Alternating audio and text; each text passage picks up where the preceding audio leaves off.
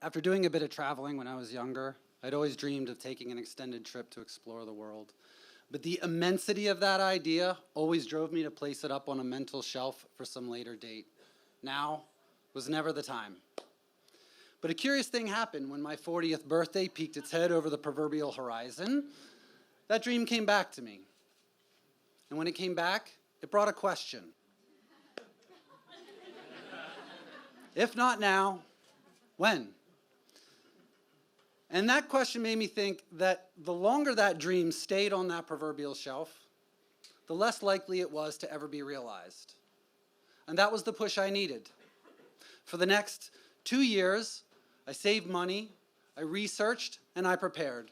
And on January 9th, 2018, I headed to JFK Airport with this backpack and a one-way ticket to Bangkok. Over the next 348 days, I traveled to 11 countries through Southeast Asia, Europe, and Africa, all the while trying to live this new mantra of if not now, when? And so I drove a motorcycle from one end of Vietnam to the next. I took surfing lessons in Bali and learned it's pretty tough. I went to monkey forests and waterfalls. I hitchhiked. I drank wine in Bordeaux. I did eat a lot of donuts. I went to temples. I drank liquor made from flowers. I hiked mountains just to watch sunrise.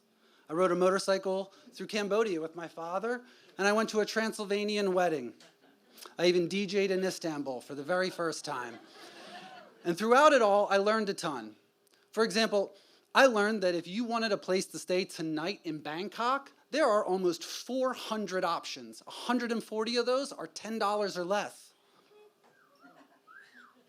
I learned that if you want to train yourself to be more comfortable in uncomfortable situations, going to a local gym like this one in Thailand is an excellent way to inoculate yourself against those future moments of discomfort.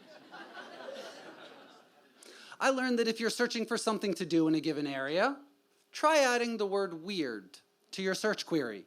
For example, weird things to do in Bali returns some pretty interesting results. I learned the value of asking for the local experience, and that's what I did to the owner of a bungalow I was staying at in a small village in Indonesia. And after a quick phone call, he informed me I was now invited to the wedding tomorrow. I learned that many people around the world are excited to share their culture.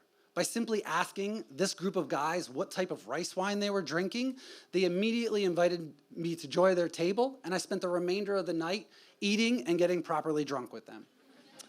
I experienced incredible kindness from people like my friend Bean, who, after I sliced my hand open on a glass bottle, made sure I got to the hospital every day for the next week to have it cleaned and rewrapped.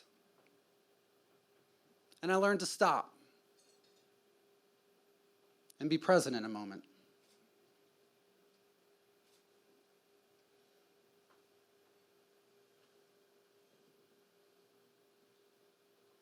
I learned that long-term solo travel can include moments of intense isolation. But I also learned to accept those moments as an unavoidable toll, worth the cost. I learned that for a few hours of work each day, you can earn free room and board in places like southern France, where your afternoons are spent by the most majestic creeks and your meals are country dishes made from the garden. I learned the value of teaching.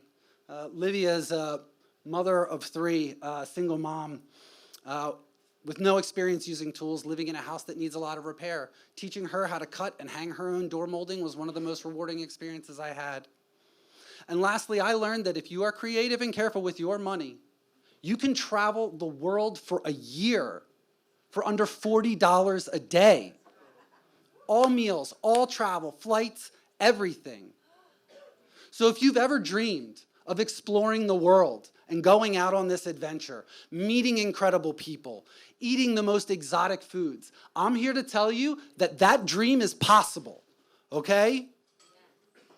And if you need a push, consider where you are on this line and ask yourself, if not now, when?